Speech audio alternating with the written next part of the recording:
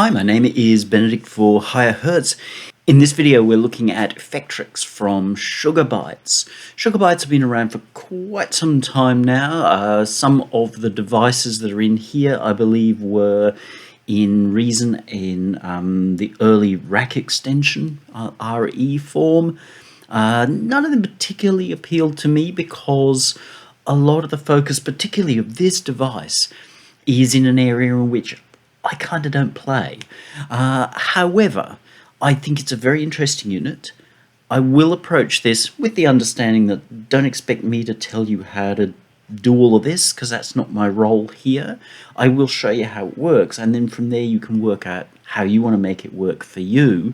Just don't expect me to be telling you this is how you get exactly what Skrillex done in that, because that's not the right way to do things.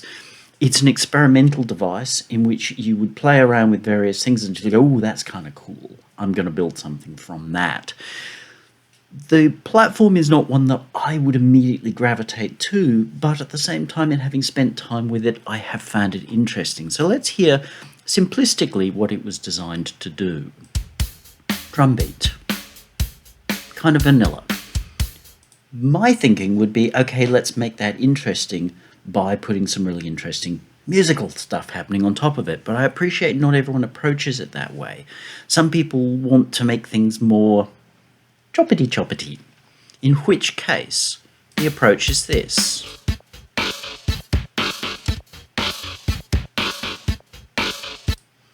So the Effectrix system, because it really is a system in a box, is a whole pile of effects units that you can switch in and out over time through their sequencer. And then you can get into actually modulating any of these effects over time over its sequence. Sounds complex, but we'll walk through it and you'll get a sense of how it works, and therefore if it's a thing that you think, gee, I want to invest in that path. I will, however, just say that don't see this as being a whole way to create a whole piece. There is no real situation in which a whole piece has ever been particularly successful built out of novelty. This is novelty to a great extent. It doesn't mean that you can't use it very well, but if we look back at technology novelty songs that have done well over the years, they've just about all had a really good musical form at the same time. So whether we're looking at something like 19, good piece of music, or oh yeah, built around that vocal sample and its processing, but it still actually works as a piece of music. So don't think that all you need is to go, oh yeah, and you've gotten a great track. This is a platform and a way to build some of that platform. Interesting approach. So let's have a look at who Sugar Bytes are. As I said, they've been around for really quite a long time. They're not the first wave of VST developers, but they were definitely around and had plenty of product in the first wave of rack extension developers. They ported their material across. They do a lot of work in iPad these days, probably because there's a little bit more activity over there. Oh, I forgot. These guys did Factory. Factory is a very, very interesting synthesizer. Really interesting indeed. I would have been delighted to do that. I totally forgot that was them. I had a quick listen to WoW. It wasn't working properly in Reason 12, display issues, but it's a rather cool filter. But Factory is a very, very interesting synthesizer. But Effectrix is what we're looking at. The prices here is sale price, because I'm doing this in the middle of whatever, one of these crazy sales that happens in at the end of November, Black Friday, I think that's the name of it. But they've, as a company, they've got a pretty good reputation. They just don't have a big name anymore. They have tended to focus on small kooky things, which possibly has stopped them from having the win. But I was a little surprised when Factory came out that it didn't sell a lot more than it did. It didn't become sort of a bigger name, because I think there was a lot in there that was very, very interesting. In terms of the product more specifically, we see that it's not the cheapest product around, but it is focused on doing a particular thing and will deliver probably better in many ways than trying to put together other things.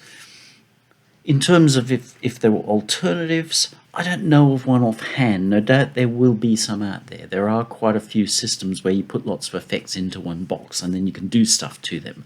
I've looked recently at Phaseplant, but if we looked there at their multipass or snap heap, which you can get that and a couple of basic effects for free, even just to start to test out how you go with it. It won't do a lot of what's in here because a lot of this is more specialist, niche things like choppity stuff. Also, it doesn't have a sequencer, so it's not as focused. This is a combination of several things all put into one box to do one task. And it doesn't work very well outside of that task. If you're just saying, hey, I want a chorus to put on my synth, it doesn't work very well for two reasons. One, you need the sequencer running for the effect to run, and the effects, to be perfectly honest, on their own, your chorus, delay, reverb, are not that great. But it's the combination of how everything comes together. So if you're looking more for a collection of effects that you can use in a straight line, I would say no, you're better off going with Kilohertz and their snap heap system, because then you can do all kinds of cool things. You can get into some of this, but it won't work quite as well. But if you're coming to this going, I want to do choppity Benedict, then I think this is seriously worth looking at, simply because a lot of the groundwork's been done for you. Just understand that there's a trade there, in that a lot of the work's been done for you, so they are limiting some of your options and some of your craft, as in learning the real basics of how to put this together. If you were to take, say, Snap Heap, you'd have to do a lot more work in the background to get it to behave just in the way this sequencer behaves. That's great in the sense that you learn your craft a lot deeper, but it will take more time for you to get to the point where you're going, ooh, choppity. Swings and Roundabouts, very interesting product. We might as well move into the good and bad. The good is that it is very clever. The system has taken into account the things that people are going to want to do when doing this task, or this little ball of tasks, this ball of wax. And they very cleverly worked out, how can we make that seem to be very easy for people? That's cool. The overall sense of modulation is really pretty good. And yes, choppity, that's what it does. The bad, there are a couple of things that I feel like I miss. Now, maybe that's in part simply because this device, I believe, is relatively old now, and it shows some signs of that. I wouldn't mind for them to consider, should we be doing a version 2? Or version 3, or whatever, another version. You can't rearrange the order of the effects. So the order in which you see the effects, that's the order in which they seem stuck. I looked at the manual, which oddly enough doesn't link, at least in Reason 12, and there was no indication of being able to rearrange those effects to put the delay before the chorus, before the choppity. It's not a killer, but it's not ideal. If you really had to have them in a different order, you could just load 2 instances of the VST, one above the other. So if I wanted my reverb before my delay, I could put in my reverb, then put in a whole new instance of delay. With a reasonable computer these days, no particular reason that should be a problem. Just a little bit more painful. It's also a little bit on the small side now, bearing in mind that a lot of VSTs are allowing you to drag and resize them. Its price, bearing in mind some of these limitations, is a little questionable. However, again, if you are looking to have that one box to chop and with your loops and what have you, I think it's still a very, very fair offering, especially if you're looking at it on sale or something. But I'm not a massive fan of these crazy sales. They dumb the industry down. Anyway, let's have a little bit of a look through the device. I'm going to look at it across several different kinds of things, and then I'll run through each of those effects, so then it becomes more of a walkthrough type thing. So if we were to have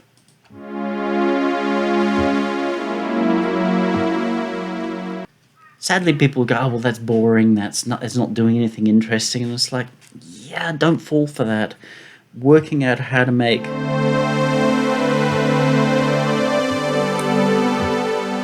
melodic and harmonic movement is actually more important ultimately than working out how to make things chopped up.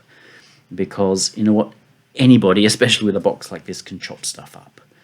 But how you choose to harmonize, that's unique. And uniqueness is ultimately what wins in this business, even if people think they're only hearing the novelty. People think New Order's Blue Monday is just about the drum thing. Oh, no, it's not. While that's striking and it draws you in and makes you go, oh, hello, it's actually the combination of all the parts and the very intriguing, bleak song that sits on top of it. And also, note carefully, go have a listen to it. It starts with a dit, dit, dit, dit, dit, dit, dit, dit, dit, dit. And then once the song gets in and we've got hooky, blim, blim, blim, although it's always blim, blim, blim, with hooky, and then the synth, the wonderful Selena type sound, and the really nice pressed down vocal, the drums actually really simplify. So it's not that all the way through. You just kind of feel like it is because that appears to take command. So focus on your real musical basics, because the more you avoid your real musical basics, the more you'll struggle. But if you've got good musical basics and then you apply this kind of stuff, interesting. So what can we do with it?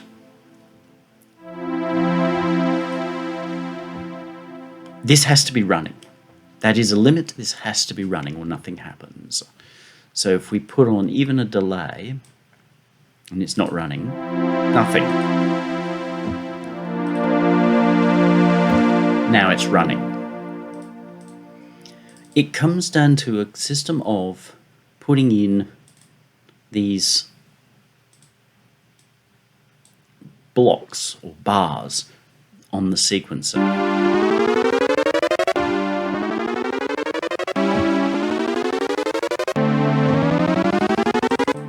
Cool.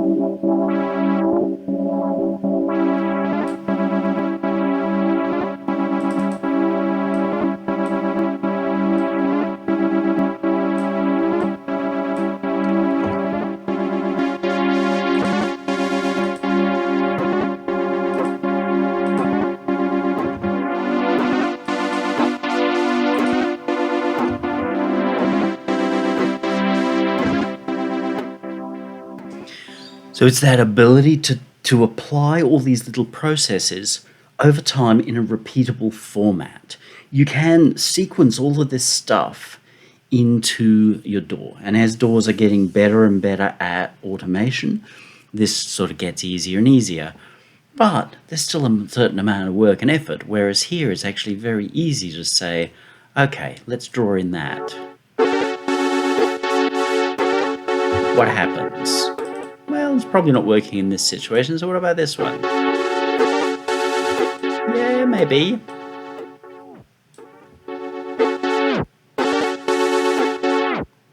But if I don't want that there, maybe it belongs here. Let's just get the timing right.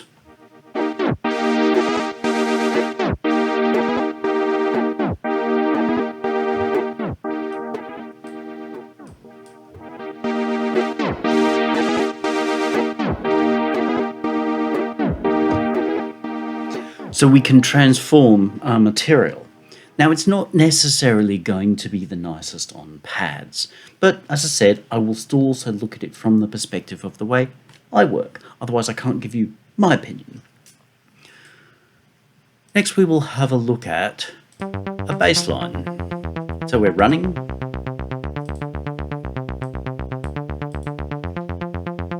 Let's pop ourselves in.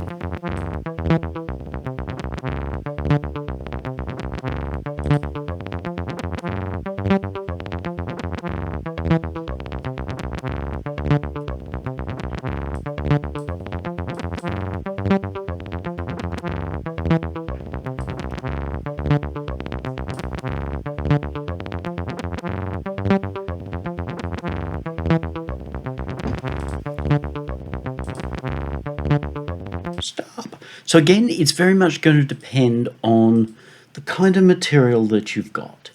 It's going to work in many ways. The simpler the material you've got, the more dramatic or positive result you'll get. If you were to try putting in a whole symphony, like, oh, this is so clever of me, I'm going to make classical music and chop it up, you'll probably lose more than you gain, especially in my perspective. But it doesn't mean you can't do it.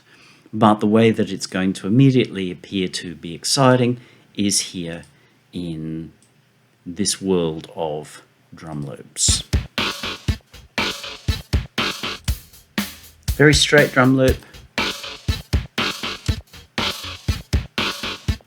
Immediately arresting drum loop. And in some ways it kind of reminds me of something from probably mid-80s breakbeat era. I think it's Dan Hartman, I Could Dream About You. So they were doing it way back then. Nonetheless, so let's have a bit of a look through what our modes are and how this works. We do have an initialize button. Thank you. This is one you'd really need, an initialize button. There are a pile of presets. Play around in them. I would say play very carefully, simply because if you go with the lazy approach, chances are you'll encounter the same presets having been used by other people, in which case it's like, is that going to be just a little blindingly obvious? You can save your own presets and what have you as well, but I won't get too far into that. Guys, as I pointed out, your manual link didn't work. The bypass we've seen. Initialize. You've also got a randomize button. So we can be lazy.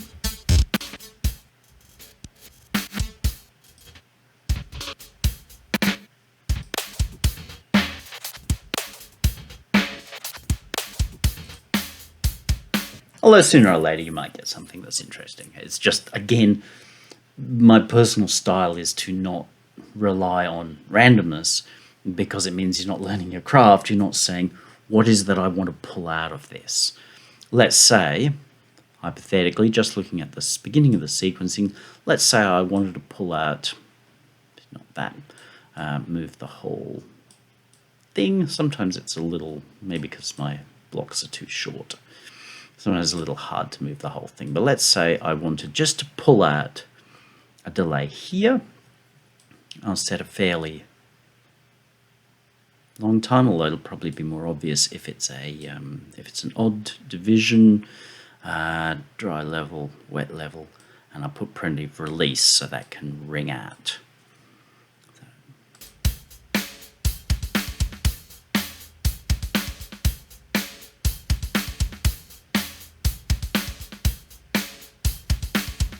So you can hear how now that's added a extra complexity to the kick at that point. I've picked out where I want it to be.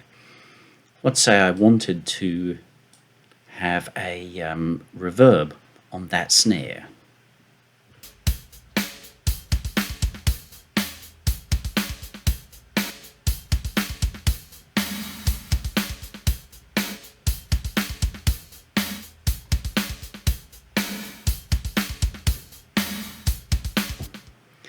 Great. I like that kind of reverb. And again, in the early or established dub era, that was a pretty common kind of thing. But if I say, gee, I don't want it to ring out as long, I can say, all right, let's chop that short. That's not the length I want.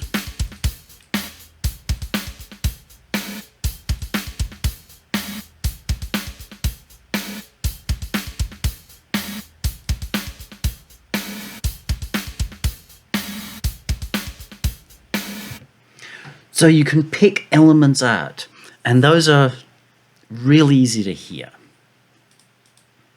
So sequencing works that way, that you can say, this is a little element, I want to pick that out and do something with it. So let's have a look at the things that you can do. We'll affect most of the loop.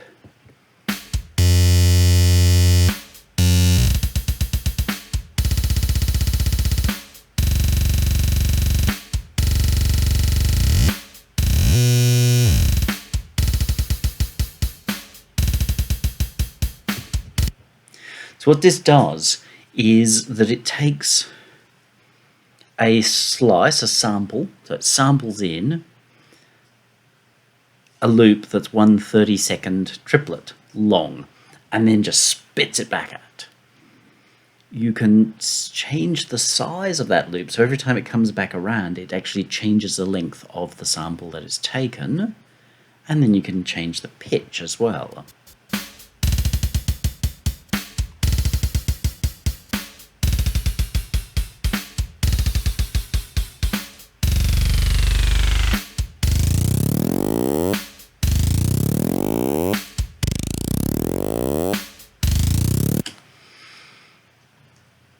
Great for particular effects. You've got to pick your moment where you use it in a mix.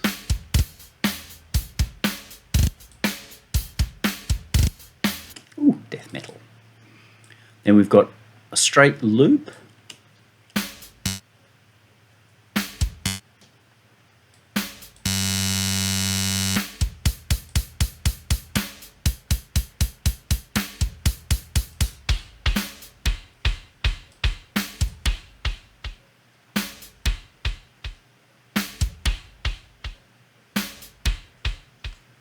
So that's sampling off X based on the size that we've set, and then we can change the speed at which it plays back, and also the length of the effect. So it becomes like a delay that's suddenly mixed in here.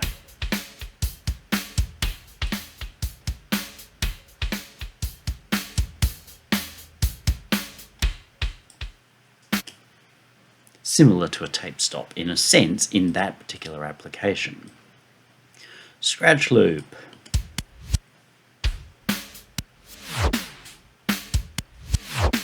So this is mimicking the DJ's. So we've got a forward spin and a backward spin.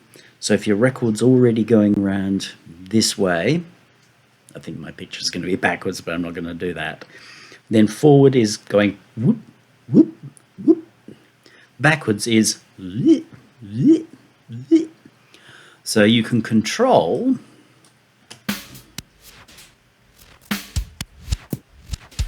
the speed of your spins and the slope of your spins. So slope means that we don't tend to work in a straight linear form. We think, oh, well, I've gone from here to here and it's linear, but chances are it's not. Chances are it's a curve. We might start slowly and speed up, or we might start fast and finish slow. So the curve is what our slope is controlling.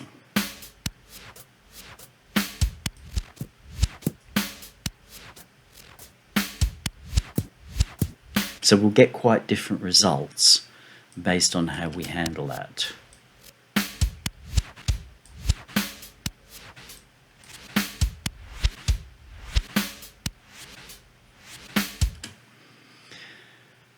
Will sound pretty terrible if you don't get the right situation. Let's put it on the last. It's done it right. I know how it works. I was working in interesting nightclubs with all manner of interesting people in the late 80s. It was all high energy at the time, but all this stuff was being done. That was when guys were working with 3 or 4 turntables and no CDs at all, and everything was done by hand. So I kind of knew how it all worked. Reverse.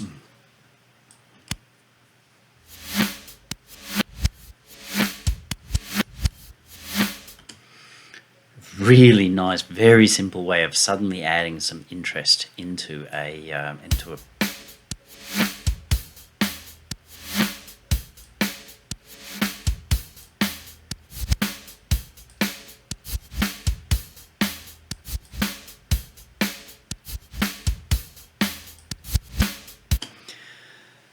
that simply takes a sample, flips it. So you can use it very carefully. The trick is not to use any single one of these, but it's how you might use them together. So let's say, for example, these pair.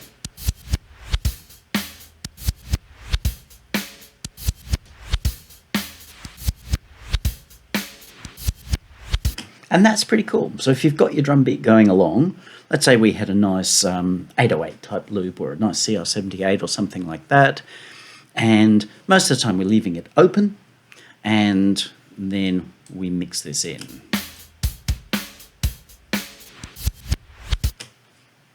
Great. That's where this really, really shines, that it's a fairly quick way of getting that kind of thing happening. Stretch.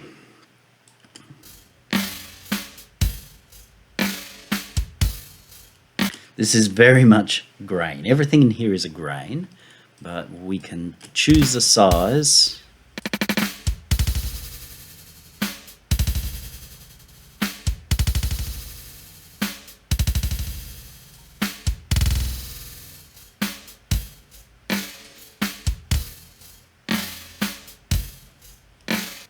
So this is all like what a lot of guys were doing with very early echo units, is that they were putting in a little bit of signal and then playing around with the things. So if we were to have a modulation, and this may explode, but this is what was done, and we assign that to, let's say, I don't know, grain size.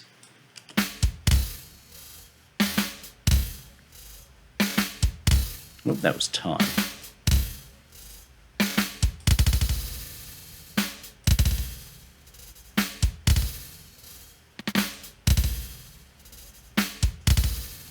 Then we get a unique kind of performance. Vinyl.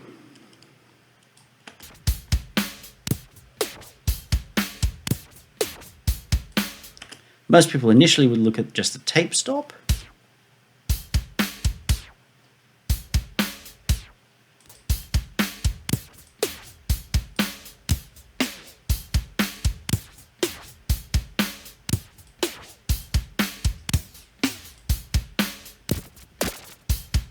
I'm not 100% sure what it's doing. I think it's turning on and off or something, moving backwards and forwards.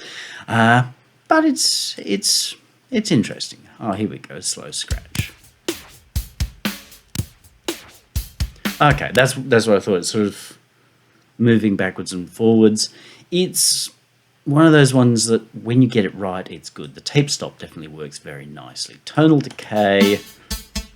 Well, I think there's a little puffery here in their manual, like they invented something amazing. It's what's called a resonator. So a resonator is really, really short delay, that's so short and with such a high feedback that it actually starts to whine and become an oscillator. And resonators are really interesting. Resonators are actually part of the reason that a guitar cabinet sounds the way it does. So you get a box, you put a speaker in it, you grab your Les Paul, turn it up to 11 and go ring, and what happens inside the combination of cabinet and speaker, you end up with little resonances because the sound is bouncing off the back of that speaker onto the back wall of the cabinet and around inside itself, and because it's small, you actually get resonances from those sounds bouncing backwards and forwards so fast that they actually start to create little oscillator notes, and that's what this is.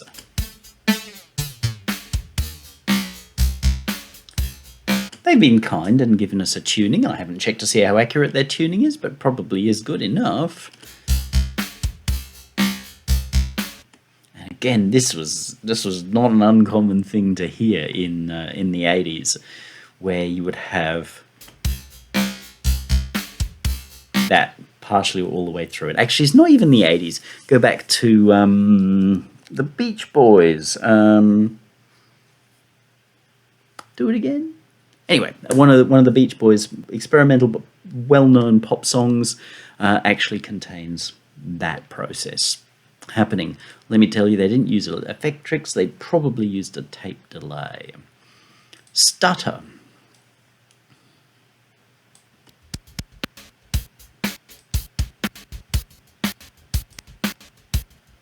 Most of you would know as a gapper now.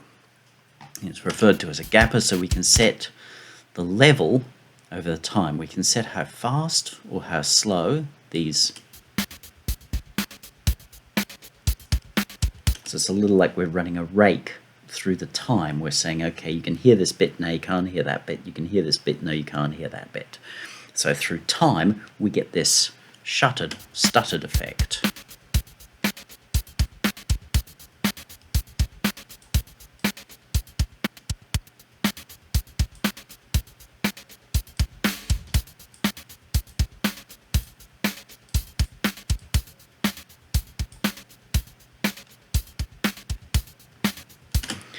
So in some ways you can think of it as being a little like a Rex loop. You can pick out particular parts of the loop and do something with them.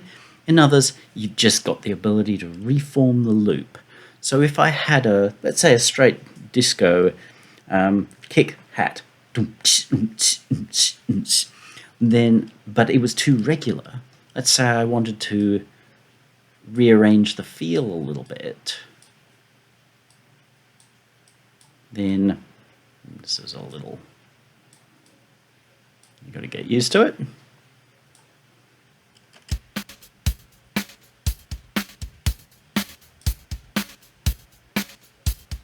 Let's kill off the panning.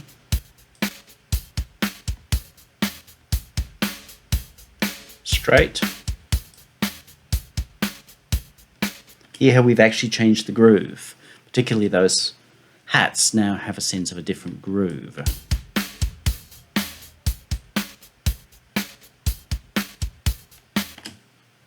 We've put 30 seconds onto it. If we did with 16ths, straight, grooved. You'll know sometimes the first run it doesn't quite get it right. Nature of the beast. Crush. Probably my least favourite effect of all. Well, that was a thing I did not know. Seems that it's timed. If you've had it on for too long, it turns itself off. Fair enough in this situation. So, crush.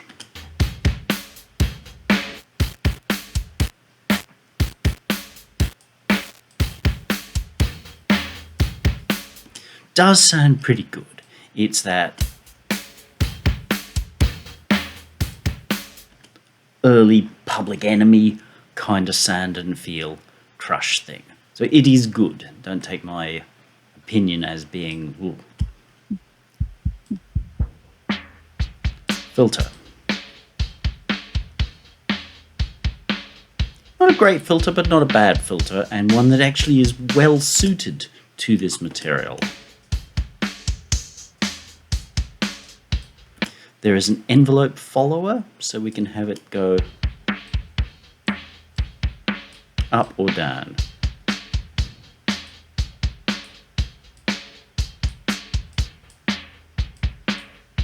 You will naturally get a swishy kind of a sound through that, the more the resonance is there, simply because it takes time to do things. So don't blame the swishy sound that comes in on anything. You've got a few different options.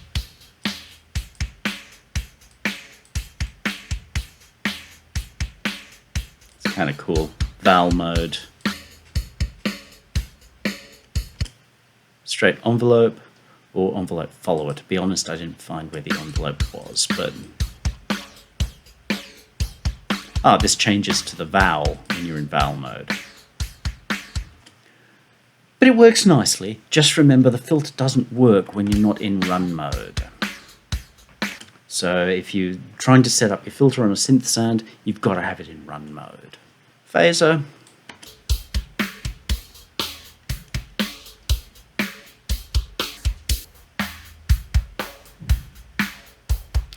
not a bad phaser. It's not the sort of Jarre small stone kind of thing, but again, well suited to this kind of material. So basically standard phaser setup stuff, the chorus,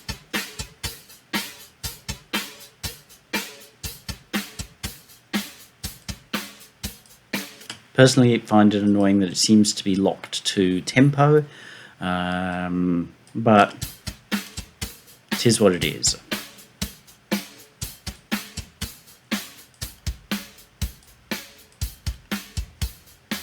Again, it's probably well suited more to drum type stuff than it is to musical things. Delay is pretty cool.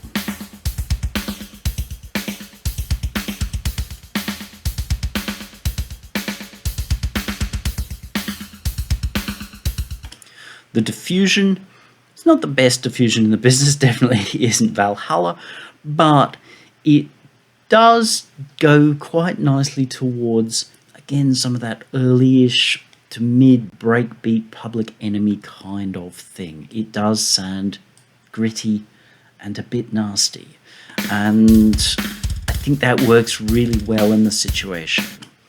Now, what you can do, if you hadn't noticed me do this before, is that you can trigger how long something stays active after the trigger has been turned off. So trigger turns on, how fast do we start to hear it? And sometimes you need to raise that a millisecond or so to stop clicks. But you can also set it so that, as you saw me do with the reverb before, we can set it so, like in this case, we only hear one of those lots of taps, or we can expand it out.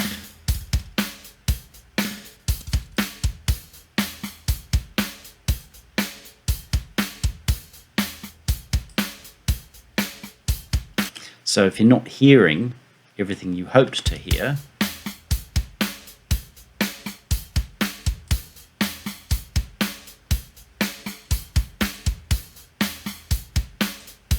or you want to stop it from going into the next section, let's say I want to do that.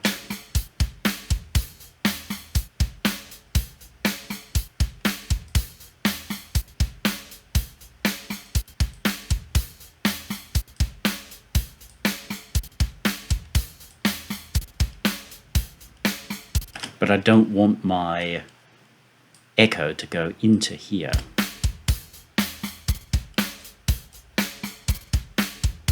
I feel like, oh, that kind of wrecks the interaction here.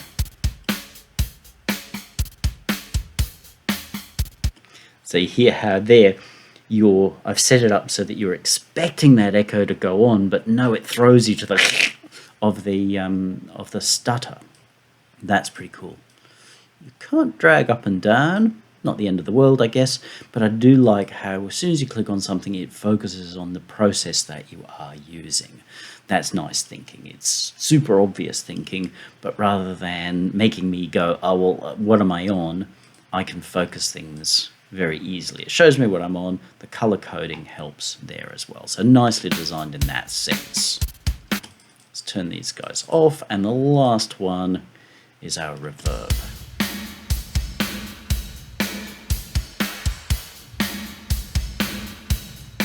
Again, very ringy metal tank kind of sound. It's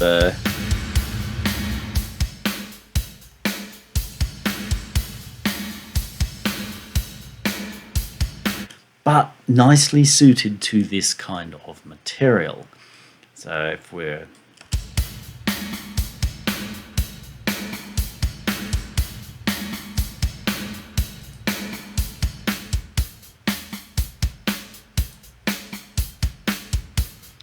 let's say I want to change my mix.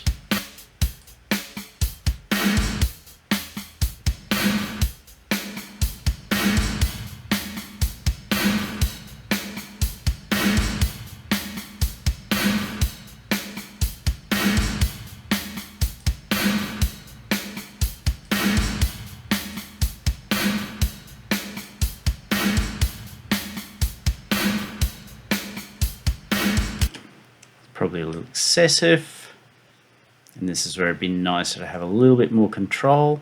However, at the same time, the more control you have, the less wild this sounds.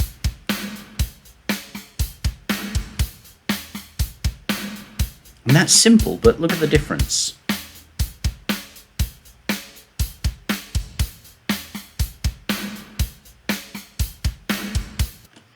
We've added some nice movement to that without doing anything too dramatic.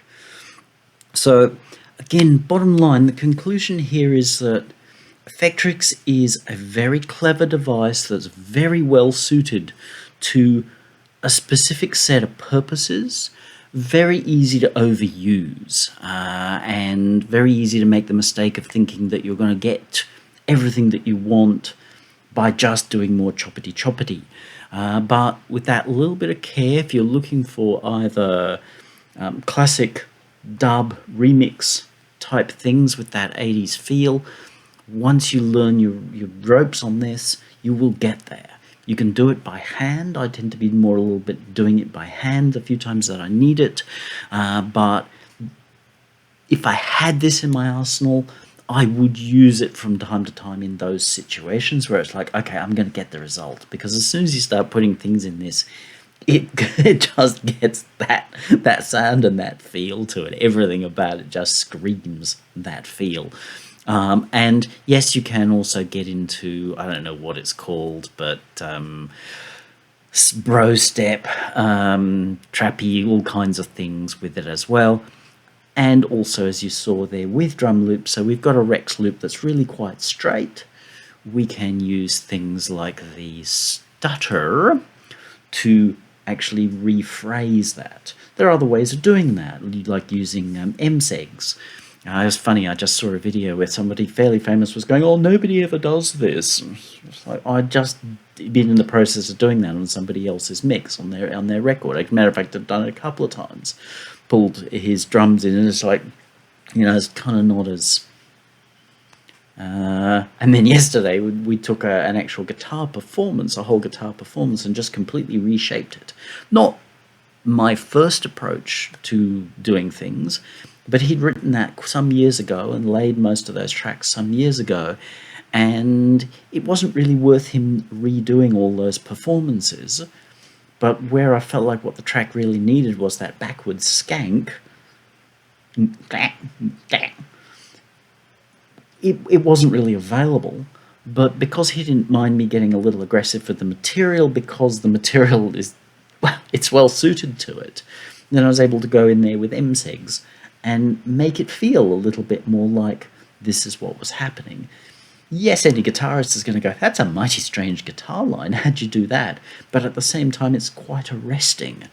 So this allows you to do a fair amount of that as you get your head around how to control the right parameters on the right option.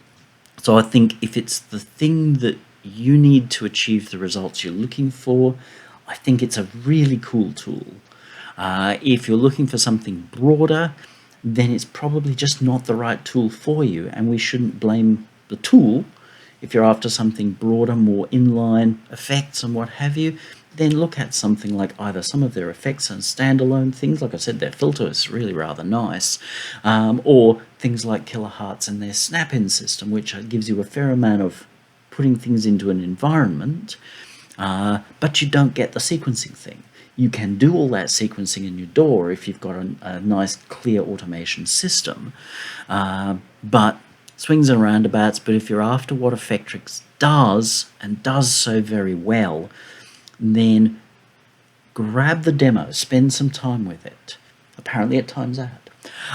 And work out, is this really going to deliver long-term what you need? If it is, I think it's, even though it's got some age on it and got some limits, as a result of that, I think it's still a bit of a shoe-in winner, because in part it has a lot of character from its age, which, as I think, is a very good thing, because if you're going to do character work, you want everything to be covered in character and limits and solution to said character and limits, rather than some sort of you know, Effectrix Pro, where everything is completely transparent and perfect all the time, and it's like, eh, eh.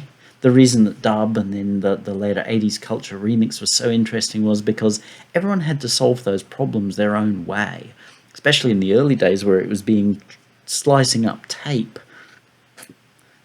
sticky tape it back together. The way everyone did that was like finding the point on the reels and going, okay, I'll slice it there, and the way that was done meant that you ended up with real character. So the guys who got great at it, it was from learning their skills and imparting their character from doing it uniquely. So very, very interesting unit.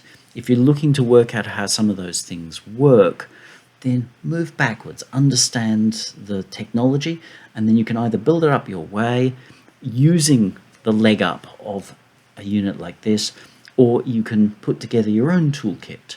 Either way, it's not a thing I would say casually to just buy and it's suddenly going to make your mixes great. No, because you just probably make a lot of garbage with it, whilst thinking it's very clever because it's just chopped things up. But if you've got a purpose in mind and this gets you there faster, then I think it's a really, really cool toy. Any questions? Ask them down below. Politely, please, preferably also after hitting the subscribe button. You can also pop over to higherhertz.com, subscribe yourself there. Different material comes through that channel. Engage with us. We're happy to talk with you and help you achieve the real things that you're here to do. You have a great day now.